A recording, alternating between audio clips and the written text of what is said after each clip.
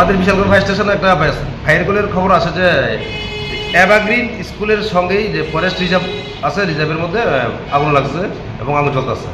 খবর পাওয়ার সঙ্গে সঙ্গে আমরা এখানে ছুটে গেলাম, গিয়ে দেখলাম যে প্রচুর আগুন জ্বলতেছে।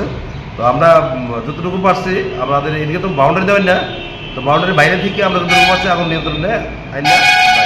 এখন কি আগুন নিয়ন্ত্রণ?